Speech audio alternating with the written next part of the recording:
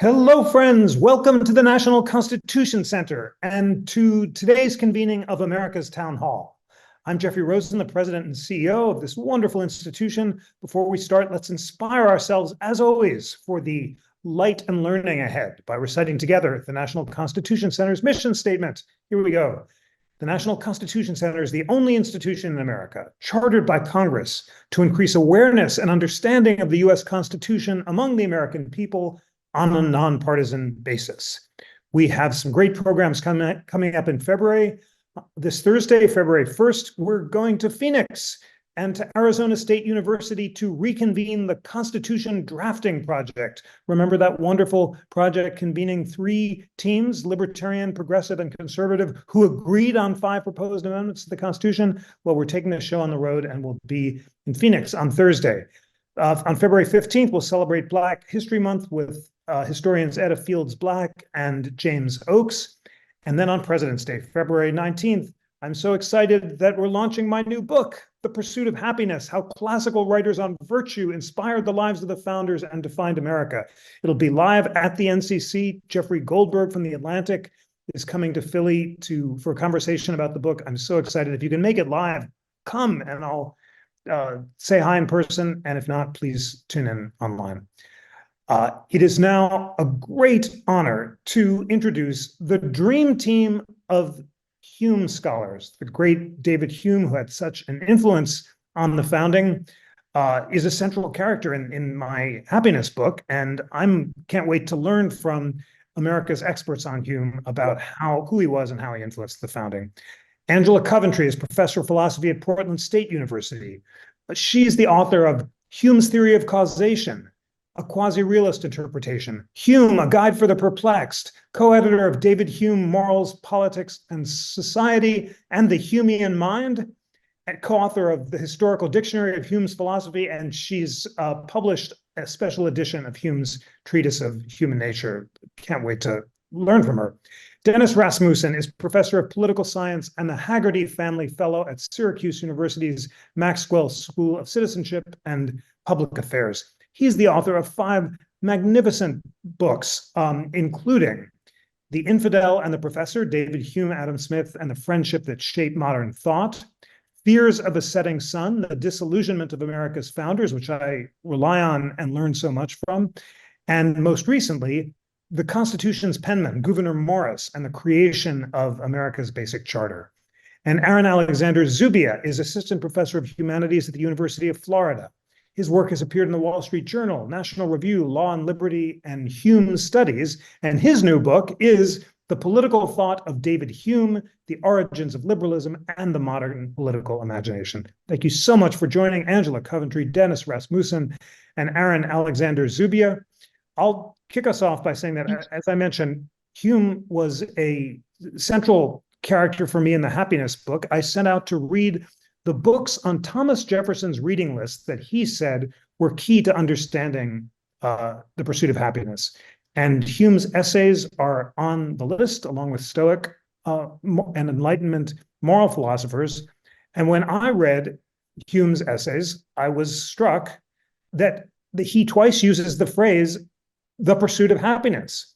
He writes in his essay about the Stoics, it's not true that every man, however dissolute and negligent, proceeds unerringly in the pursuit of happiness. Even the most polished citizen is inferior to the man of virtue, and the true philosopher who governs his appetites, subdues his passions, and has learned from reason to set a just value on every pursuit and enjoyment.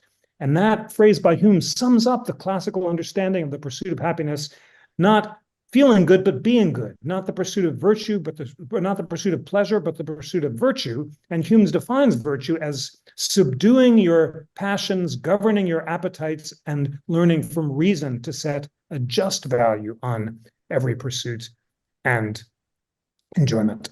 So with that introduction, Dennis Rasmussen, I'll begin by asking you to kick us off to tell us a little more about who Hume was and why he was so influential on the founders.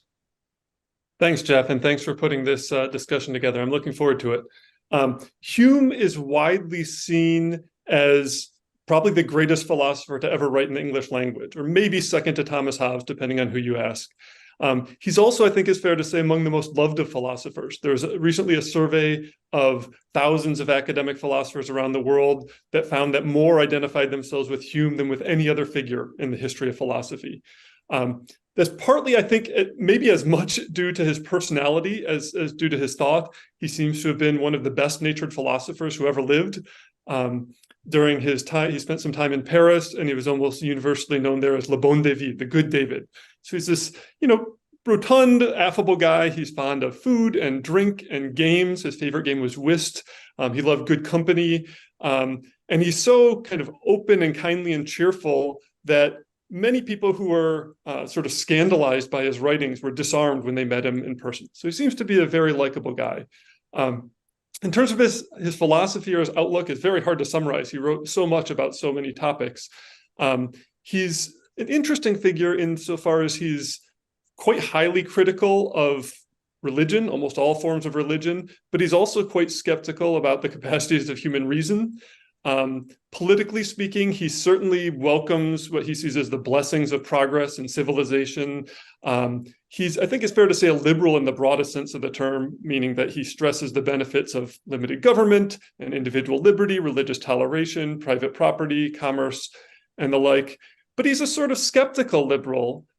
He's a skeptical not just in his epistemology, but also in his politics, in the sense that he distrusts big sudden innovations in politics. He thinks that, given the fallibility of human reason, given the kind of complicated, variable nature of the political world, we should be pretty wary of grand schemes for reforming society. So he's skeptical with regard to the introduction of principle and ideology into politics in a way that a lot of his Enlightenment colleagues weren't. And so, yeah, he was just an enormously important and influential figure. And so it's not surprising that he had a big impact on the founders. When I was kind of preparing for this discussion, I reread a little bit of Mark Spencer's book. A scholar named Mark Spencer wrote a really exhaustive book called David Hume in 18th Century America. And looking through that again, it's remarkable how widely known, how widely read Hume's works were during the founding period, especially he wrote Hume wrote a 6-volume history of England, and his essays, I think, were the most read, most cited pieces by people on both sides of the political spectrum for a whole host of reasons. It's not that we had a discussion about Montesquieu, the great French philosopher Montesquieu, a few months ago. And there are certain themes like the separation of powers that you can really point to and say, everybody's zeroed in on the separation of powers. Hume's used for a bunch of different reasons by a bunch of different folks. I guess I'll turn it over to maybe Angela and Aaron to talk about what some of those influences are. But that's hopefully a good general sense of who Hume was. Superb. Such a great introduction to Hume, noting his tremendous influence. It's quoted so often during the Constitutional Convention that people said that his works had been committed to memory. And as you note, among the most cited with Montesquieu, Montesquieu is first and Hume is fourth, according to one scholar. And you so well sum up his liberalism and skepticism. Angela, what would you say about why Hume was so influential to the founders? Well, everything that Dennis said is absolutely true and correct and beautifully put. And definitely you gave out that quote, he was the 4th most cited secular author in early America. So we know that everyone is reading Hume. But I guess the thing I'd like to add on to Dennis's story is actually part of the reason I like Hume so much is that Hume was very controversial during his lifetime. And I do think if you look at his influence on early America, yes, some figures liked him, some didn't, like Jefferson. And so that's always kind of an interest to me, like why was Hume so controversial? Now, obviously, when he was writing in Scotland, he was nearly excommunicated for his philosophy. We know that he was denied academic jobs as well because of his philosophy. So we know that he was a very controversial figure. And even though today, as Dennis said, he's generally regarded as one of the greatest philosophers to write in English. I mean, there's still plenty of controversy surrounding Hume's works, but I take it that today, most of us scholars kind of disagree on what Hume was actually up to. So and this spans pretty much everything that Hume wrote. So this is a huge discussion. But people wonder, is he just a destructive skeptic? Or is he really trying to build, a science of the mind that would extend to a science of politics? Does he think there's a self? Is there no self? Is there a self? Is he a causal realist, anti-realist, moral realist? And so all of these kinds of disputes, I think, kind of arise from Hume's philosophy, and he can be appropriated from many, many different angles. And I take it that is one of the attractions of Hume's view, is that it is open to so many interpretations, and we can see it being influential in so many different topics. So definitely, I think we can see that Madison was influenced by Hume, and we can definitely say that Hamilton definitely influenced by Hume, and experimental politics and so on.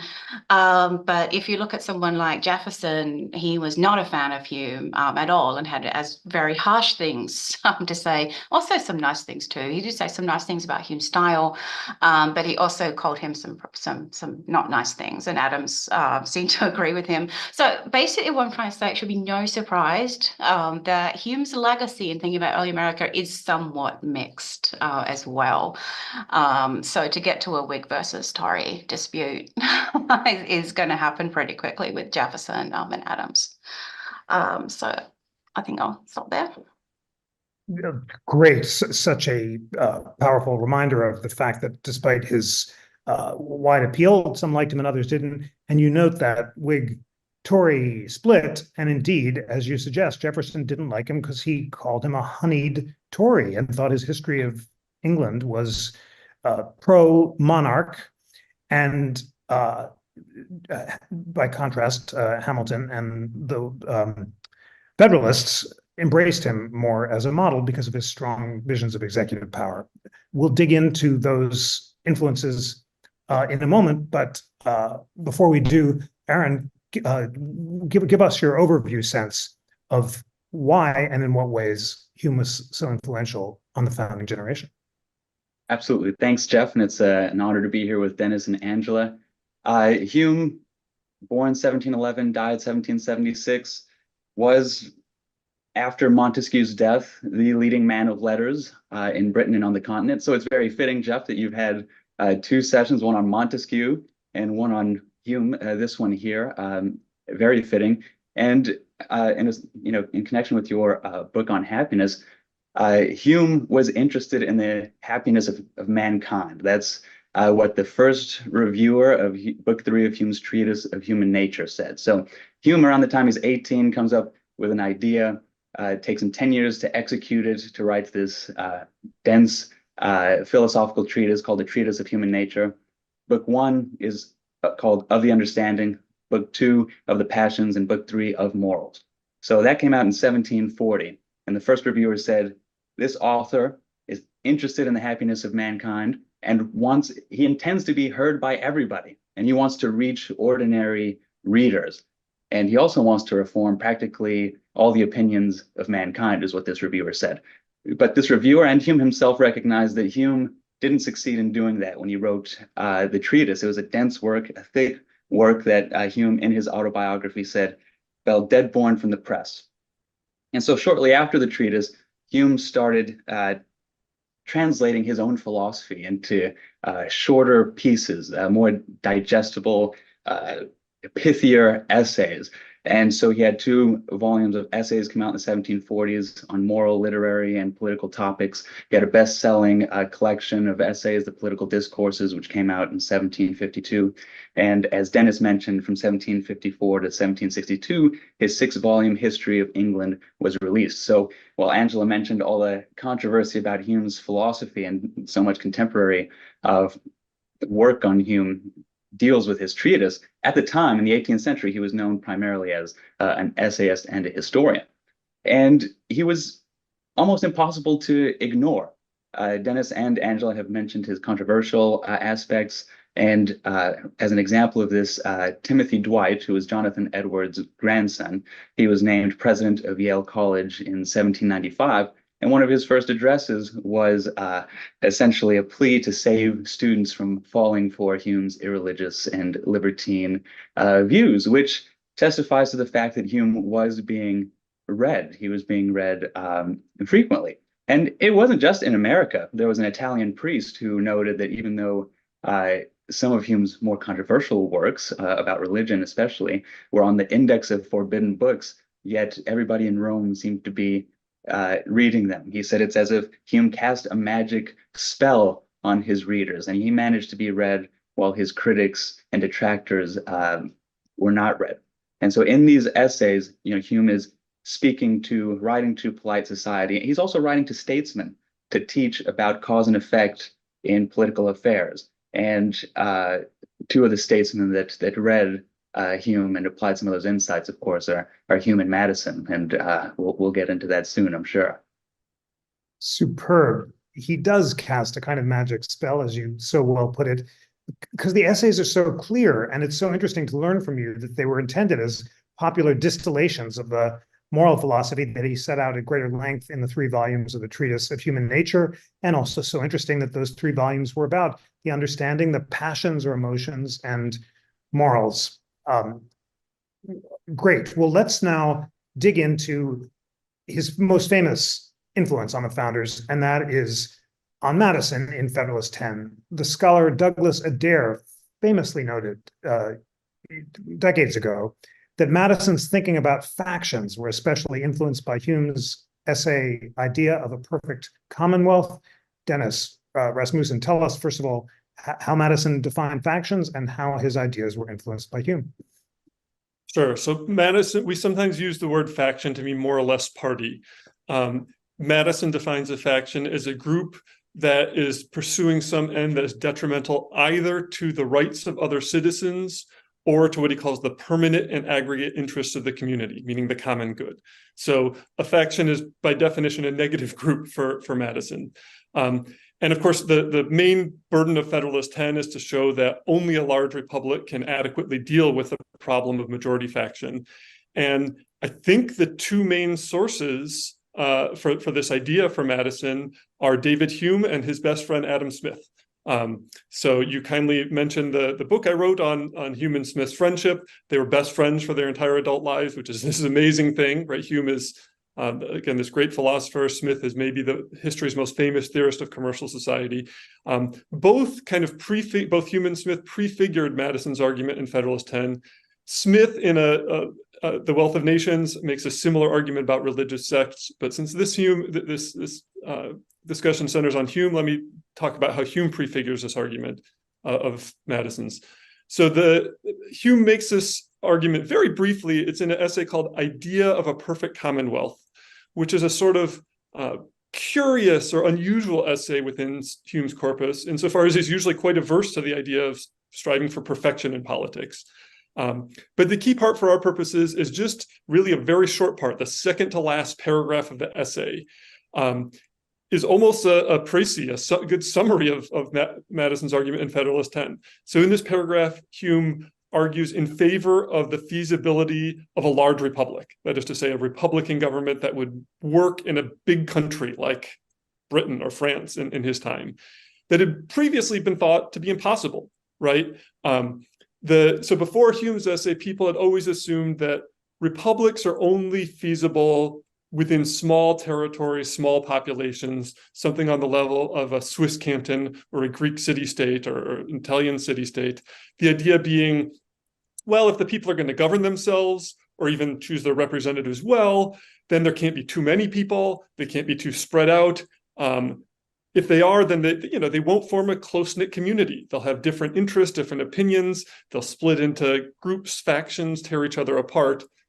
And Hume is maybe the first figure in the whole Western tradition to argue that the contrary is true, that republics could work even better on a large scale than they would on a small scale.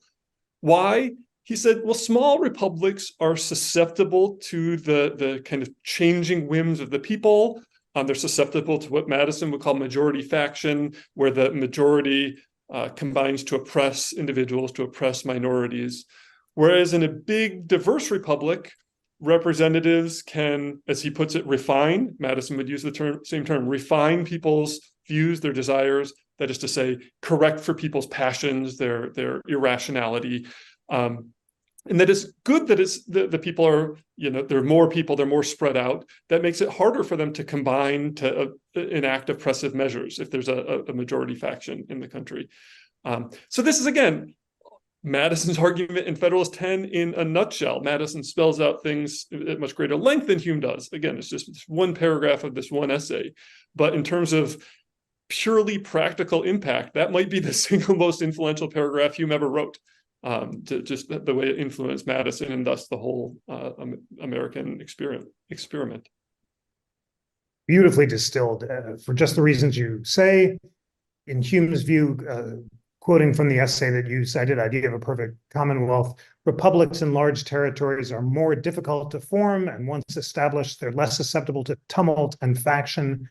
The various parts of the large republic are so distant and remote that it would be very difficult for factions to use intrigue, prejudice, or passion to hurry the representatives into any measures against the public interest. And that's the sentence that Madison, as you say, distilled into his famous sentence about how in an extended republic, it's less likely that a majority will invade minority rights or to actually coordinate action if they discover their strength. Angela, more, of course, about what Madison took from Hume, and then maybe introduce differences between Madison's notion of faction and Hume's. Yeah, it's kind of actually, it was great to hear Dennis's summary, right, of Madison on factions. And I think one of the things that I would add to that is that both Hume and Madison seem to think that factions are inevitable and they're going to happen. And this is probably just due to human nature. But I think also, if you've got people that have different interests and different passions, different levels of wealth, as well, different amounts of property, what you're going to find is people are going to group together between those who are most similar to them. And I think Hume thought that that could be a threat, like it could lead to the dismantling of government, it could lead to violence. And these are things that Hume definitely thought that the government should be able to control. And that seems to be when Madison starts. He says, a well-functioning government should be able to stop the violence of factions. So very kind of clear cut, I think, similarity in that this is something that is inevitable in society. And so that means if we're going to talk about how we ought to be governed, then we have to talk about, well, how are we actually going to deal with something like factions. Now, as you said, Madison thought that we could manage it by getting bigger. He seems to have gotten that from Hume. So the more diverse groups we have, the more people interests are out there. It's going to be the case that no one group can dominate the other. So I take it that for both of them, faction is absolutely central for any kind of well-governed union. But it's something that has to be taken seriously because it's just going to be something that happens when you have groups of people together. Because we're together in a society, Hume says, we're dependent upon each other. So we have to learn how best to live with each other. So making sure that no one group can threaten the rights or the well-being of community is of absolute importance. And that's what I love about Madison's number 10 is that he starts right there. Like this is like, so if we're going to be well governed, we have to start with this. So I think Hume was also worried about religious factions as well as political ones, but Madison is focused on political ones. But notice that they both think that factions in moderation are okay, and it's okay to have moderate party affiliation. That's not a detriment at all. In fact, I think Hume says at one point, part of the English Constitution, the upshot of that is that, yeah, you're going to have moderate factions. That will come out of it. But the question arises, well, what do we do to curb that? The extreme factions, because Hume definitely wasn't a fan of extreme factions because violence, threaten disruption, society. And I think as Hume says once, we kind of like society, we want it to continue. So we want to make sure if we're going to be governed well, that we have the right kind of measures in place to make sure that factions can't, infringe on others and also, threaten the well-being of society. Now differences, well, I guess Madison really, what he does is gives a beautiful solution based on him looking at the current state of American politics. So obviously Hume didn't have that. But Madison is kind of like he's taking what Hume's doing, an idea of a perfect commonwealth, and he is applying it. But it's not like he takes the utopia from Hume. Obviously, I think, as Dennis mentioned, there's no utopia. There's no perfect government. So Madison opens Federalist 10 writing that a well-constructed union will be able to break, or at least, if not cure, at least mitigate the main mischiefs of faction. And right there with this phrase, constructed union, we see that Madison is employing this new science of politics that Hume developed, which is focused on institutions more than the character of the people leading, more than the character of the governors, right? It's what kind of institutions can we create to ensure safety and promote public happiness. And so Madison, I think, is building on what Hume wrote, and that politics may be reduced to a science, where he's concerned with taking human beings not as we wish them to be, but taking them as they are. And for Hume, in an essay called Of the Dignity or Meanness of Human Nature, he emphasizes both the highs and the lows of human nature. So if you look at the human person and compare the human person to other animals, well, we come out looking quite good, quite noble. There's perhaps a divine part of us, the rational part that is capable of categorizing, of foreseeing things, planning, executing those plans. But if you look at the angelic realm and compare the human person to angelic beings, well, we look quite depraved, and Hume had a Calvinist upbringing, so he knew a good bit about human depravity. And similarly with Madison, I mean, he says in Federalist 63 that reason, truth, and justice should be the authorities of our public deliberation, but that's not always going to be the case. Sometimes partial interests will arise, sometimes partial loves will predominate, and that's when faction occurs. So for Hume, faction is not necessarily a bad thing. There are certain bad kinds of faction. Hume thinks that the modern world is unique and that there are factions based on speculative first principles. So the Whigs of his day based their partisan proposals based on the theory of the original contract, whereas Tories developed their proposals in line with the theory of the divine right of kings. And Hume thinks it's a bad idea to debate these moral first principles in public life. But for Hume, economic interests are most excusable, because these are, as Madison would say, sown into the nature of man. And so these are the things that we need to deal with. Either you're going to extinguish liberty, but that's not desirable. So the next best thing is to check the mischiefs of faction, and that's by limiting power where it needs to be limited, and balancing various interests so that no single one predominates. So Madison says there are various faculties, various opinions are going to form, various levels of property will be attained. There will be mercantile interests, there will be landed interests, moneyed interests. And what we need to do is recognizing the depravity of the human person, recognizing, as Madison said, that enlightened statesmen will not always be at the helm. How are we going to limit these factions which are so pernicious, and how are we going to limit them and prevent them from taking us away from deliberation over about the general good? And you so well introduced the connection between Hume's pessimistic view of human nature and his solutions to the problem of faction, which Madison channeled, as you said. Both first, representation, and second, the separation of powers are Madison's Humean solutions to the problem of faction.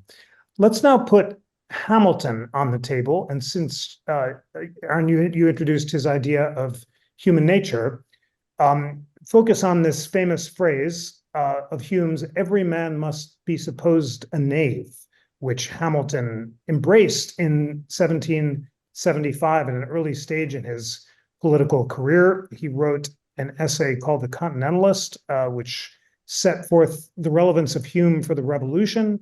And broadly, Hamilton embraced Hume's idea that we're motivated by private interest, not public interest, and the goal of government is not to eliminate self-interest, but to harness it to make it cooperate in the public good, notwithstanding his insatiable avarice and ambition. This introduces the central question of Hume's notion of virtue, and while classical philosophers said you could only have a republic when virtuous citizens use their powers of reason, Hume disagrees and says reason is and ought to be the slave of passions and can never pretend to any other office than to serve and obey them. And Hume argues that self-interest can actually serve the public good, and profit-maximizing commerce can increase the prosperity of all. All right, Dennis, how did I do with that? That's just a stab at the summary of the connection between Hume's views on human nature and his views of commerce, and tell us more about that and how they influenced Hamilton. Yeah, no, that was an excellent introduction. I do think that's one of the biggest things that put Hume on the side of, say, Hamilton and against the side of Jefferson is his extraordinarily welcoming attitude toward commerce and commercial society, even much more so than Adam Smith, who's much more famous as a proponent of commerce and commercial society.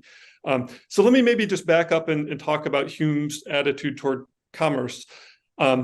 And maybe even the situation in which he made this or gave his arguments, because two of the most venerable traditions of Western thought up to that time, namely civic republicanism and Christianity, tended to regard commerce and wealth and luxury, all the things that went with commerce, as inherently corrupting. That they saw commerce as a threat to public order, to political liberty, to virtue, to salvation. And, Hume comes in and says, commerce is good. There's nothing particularly noble or redeeming about poverty. There's nothing intrinsically objectionable about luxury. For me, the key essay in this regard is an essay. It was first titled "Of Luxury" and later retitled "Of Refinement of the Arts." I read this as one of the most forceful and comprehensive, yet succinct defenses of the whole modern liberal commercial order that's ever been written. It's only maybe 12 pages long. It's amazing how much ground he covers in this essay. Hume argues that progress in the arts and sciences and commerce and the like lead to what he calls an indissoluble chain of industry, knowledge, and humanity, as well as liberty, he adds later in the essay. And so here he's very much on the opposite side of someone like his contemporary Jean-Jacques Rousseau. Hume had a very famous personal quarrel with Rousseau. Rousseau was, thought commerce and civilization, the whole complex of things that went by the name of progress at the time, made people vicious and miserable. Hume thought they did the opposite. Hume thought that commerce, the whole process of civilization, makes us happier, makes us more virtuous. They make society not just richer, but freer, more stable, more orderly, more moderate, more humane. He wrote quite a bit on what was then called political economy. He takes a very cosmopolitan view insofar as, most of the economic tracts of the day are setting out to say, well, how might we advance Britain's trading interests? Or what came to be seen as basically what amounted to the same thing in most eyes is, how can we harm France's trading interests?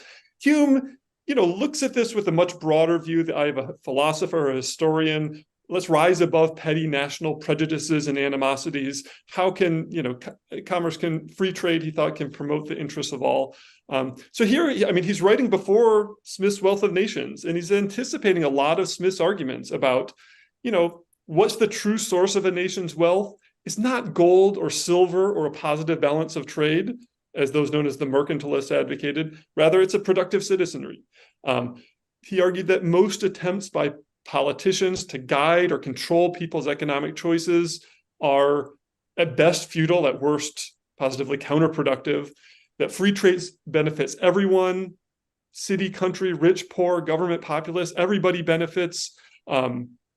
yeah, so he's anticipating a lot of Smith's arguments in The Wealth of Nations. So, I think that's a big part of why someone like Hamilton or Hamilton's good friend Gouverneur Morris, what they found so attractive in Hume is he has such an overwhelmingly positive view of commerce and its social and political effects. Superb. Such a great introduction of the centrality of commerce and why, as you said, that welcoming view would naturally make him a favorite of Hamilton and not of Jefferson, who, of course, suspects Hamilton's urban preference for financiers and exalts agrarian virtue. Hume wrote a history of England that Jefferson considered such a locus of honeyed Toryism that he would insist on Baudelarized or edited versions before they were safe to be read by law students because it was so Tory-like. And what was it that made Hume a favorite of conservatives beyond his embrace of commerce and made Jefferson so mistrusted? If I may, Aaron, might I ask you to take that one up? Yeah, absolutely. You mentioned this quote, treating everyone as if he were a knave, and thinking just a little bit more about faction. Hume was a moral sentimentalist, so we have feelings of praise and blame. And one thing about a faction is that it disrupts the operation of the sentiments, so that we judge what is good and bad based on partial interest rather than the public interest. So Hume did think that there was a redeeming quality to economic self-interest, is that you display industry and frugality and discipline and create products that other people want, you're going to contribute to the increasing prosperity of your community. And Dennis mentioned of refinement in the arts, that great Hume essay that really is, as Dennis said, a distillation of the modern commercial spirit. And that's what Hamilton cites in Federalist 85 when he describes Hume as a solid and ingenious writer. And Hamilton is the only one who refers to the United States as a commercial nation, and he does that in Federalist 6. And this too is evidence of his reliance on Hume's theory of advancement in the mechanical arts leads to advancement in the liberal arts. Material welfare, increasing material welfare leads to the improvement of morals. And so Hume is a key theorist there, and Hamilton was definitely attentive to Hume's theory there. And one thing, adding to this conflict between Hamilton and Jefferson, Hume was a defender of authority to a certain degree. In one essay, he says that in every government, there's a perpetual conflict between liberty and authority. And he says, although civil liberty is the perfection of government, authority is necessary to its existence. And so in his history of England, as you mentioned, Hume refers to the modern period, beginning with the Tudors, as when really useful history begins, and we can start learning from how the centralization of the state reduced the power of the barons and reduced competing jurisdictions between the church and the barons and the prince. And so you have a centralized monarchy that eventually gets limited.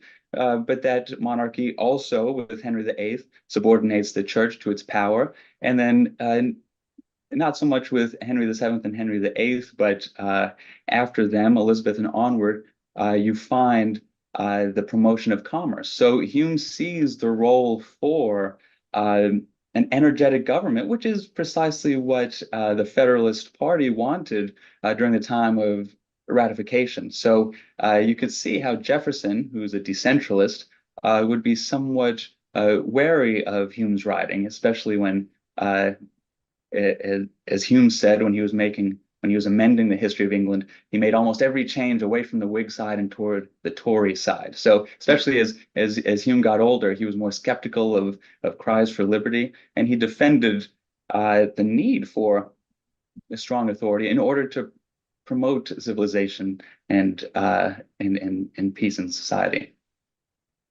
Great. That so well explains why he would appeal to Hamilton and not Jefferson. Jefferson sees an unalterable tension between liberty and power. Hamilton believes that power can reinforce liberty by increasing commerce and the well-being for all. And Hume would be a natural touchstone for Hamilton. And I know we've lost Angela, and she's still trying to get back with Wi-Fi. And as we're waiting, let's turn to Federalist 85, Hamilton's discussion of executive power. He explicitly cites Hume. Dennis, he cites your favorite piece, The Rise of Arts and Sciences, and talks about the need for an energetic executive. Describe Hume's influence on Hamilton in this Federalist piece, and broadly, why it was that Hamilton thought that Hume's defense of a strong monarch who was able to bring the House of Lords, rather the House of Commons, over to his side by giving them offices and emoluments. Hamilton thought you can call this corruption, but it's a good way of the executive defending its own interest against the incursions of Parliament. Jefferson took that out of context and said Hamilton was defending corruption. So give us a sense of how that influenced Hamilton's Humean conception of executive power. Sure. Well, so first, just a minor correction. So Hume wrote two essays, one called Of the Rise and Progress in the Arts and Sciences, one called Of Refinement in the Arts. So I've been referring to the latter, and I was mistaken there. Yeah.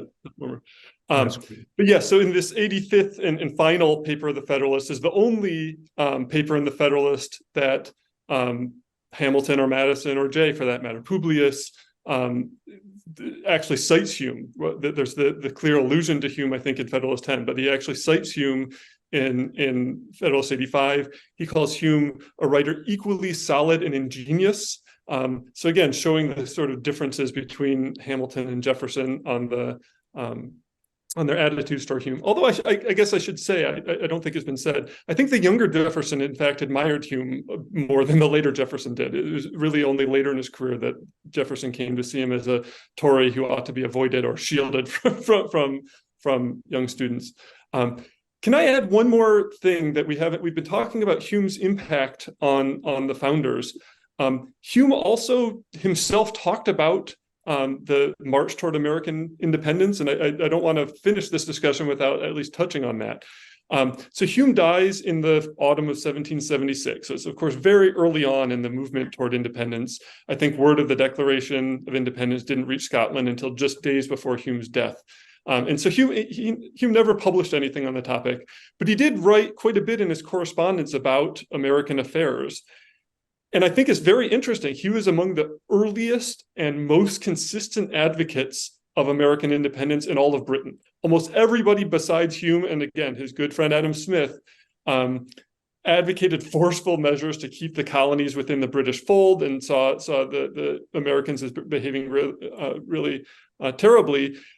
Hume and again Smith are basically the lone dissenters on the score. They both denounced the war. They denounced the policies, what they saw as the mercantilist policies that provoked it.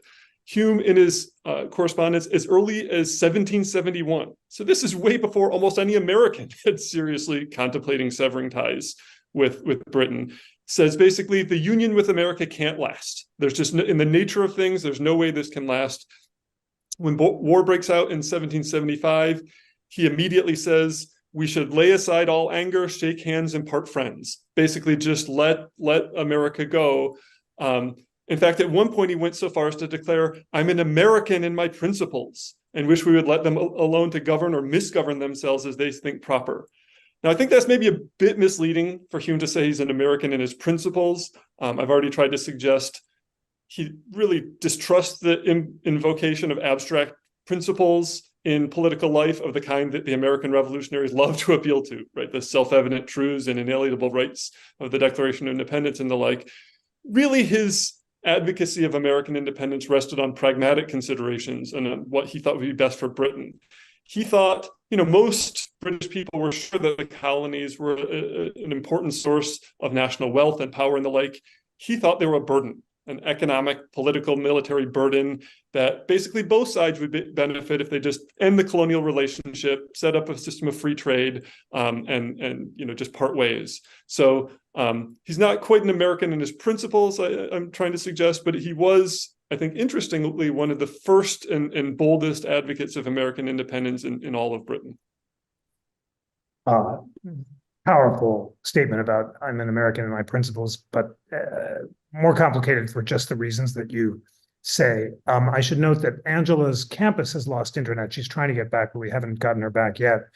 There are lots of great questions that have come through, and I'll just a few that I'll flag in connection with happiness.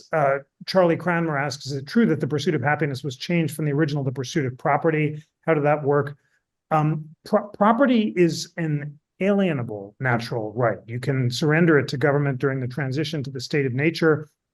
Happiness, by contrast, is unalienable because you can't surrender your powers of reason, and you can't allow anyone else to tell you or anyone else what to think. So that's why Jefferson gets the pursuit of happiness, not from John Locke's second treatise, but from Locke's essay concerning human understanding. And the Scottish Enlightenment thinkers think of happiness as unalienable rather than alienable.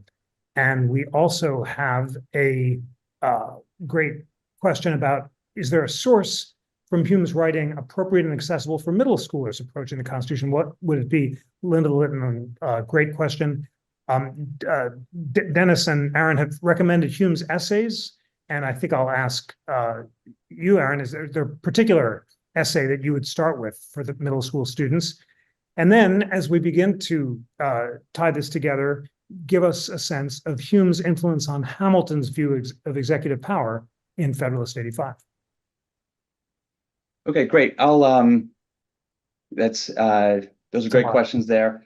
As far as Hume's essays and teaching middle schoolers, I really like Hume's that politics may be reduced to a science. And I mean, you get Alexander Pope said that government is best which is best administered, and you have Hume rebutting that and saying that the constitutional machinery is more important. And he has a great set of essays on happiness, 4 essays on happiness that I would recommend. And we've been talking about happiness a little bit here. And Dennis started by saying that Hume was this, a cheery guy. I mean, people like to have dinner parties with him, to have conversations with him.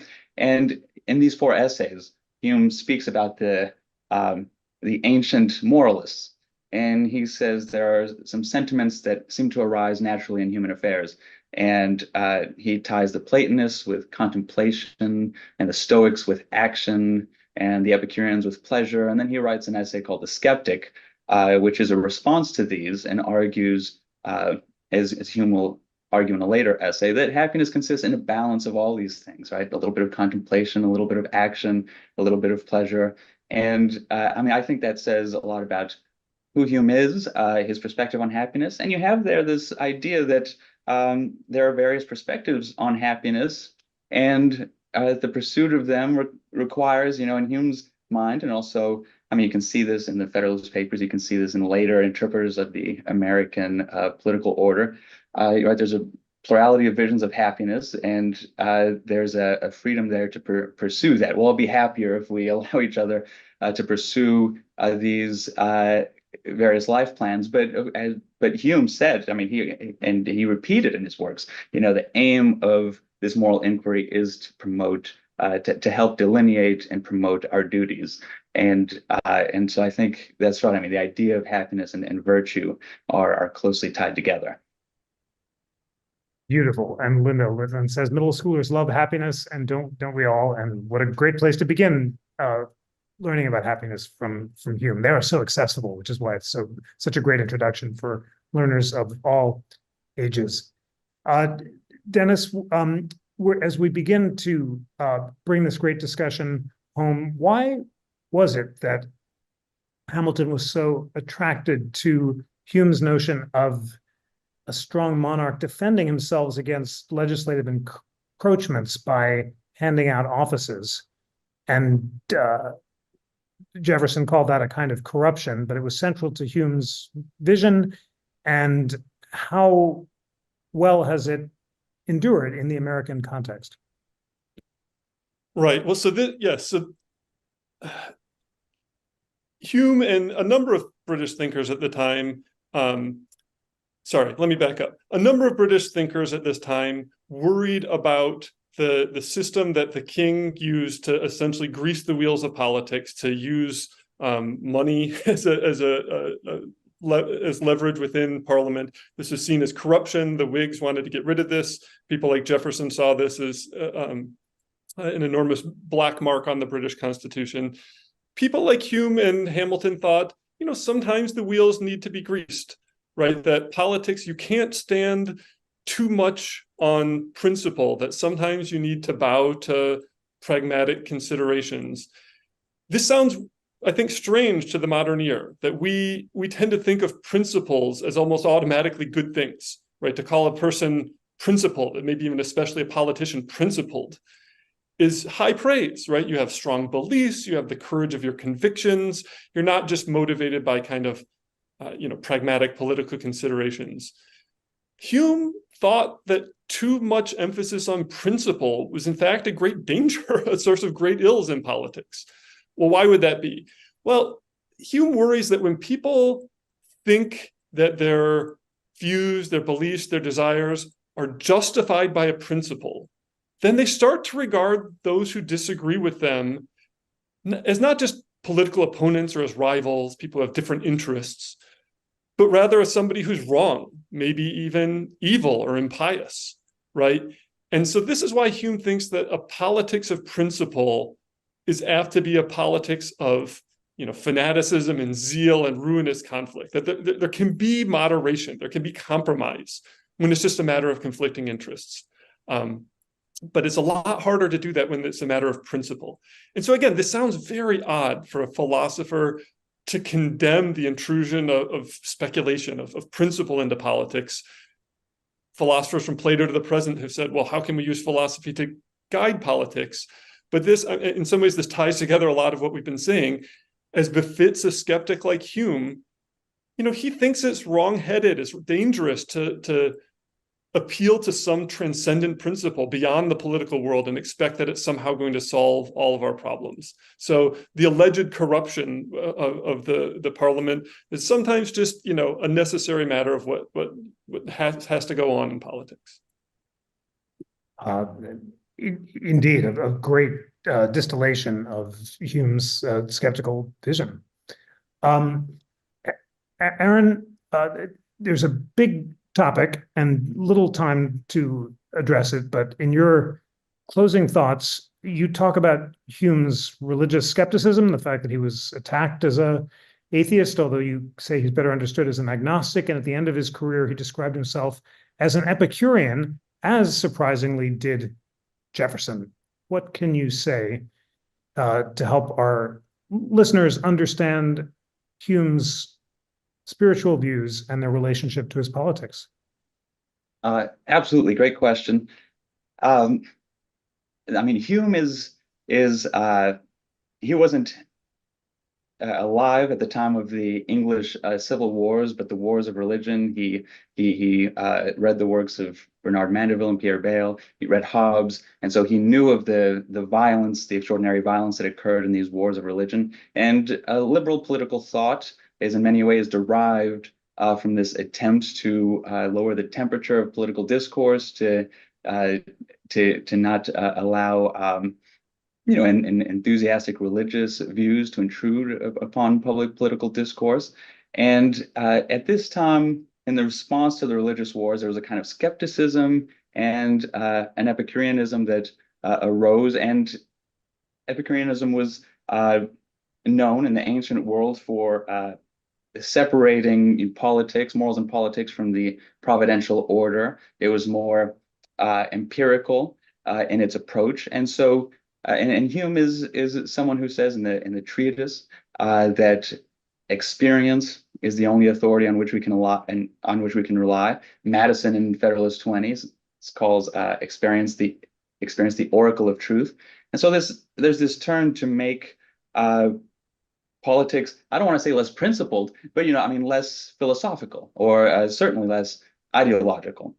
And one thing I argue in my book is that this attempt to make politics less philosophical required a lot of philosophical maneuvering, and that's one thing I think I contribute with this book, is showing that, I mean, Hume, for someone who wanted to be more practical, perhaps in politics, I mean, he wrote a massive tome, as you've mentioned, Jeff, on the understanding and the passions and morals. And I think in modern political thought, I mean, sometimes, in modern life, we take for granted some of these big philosophical moves that were taken during the Enlightenment.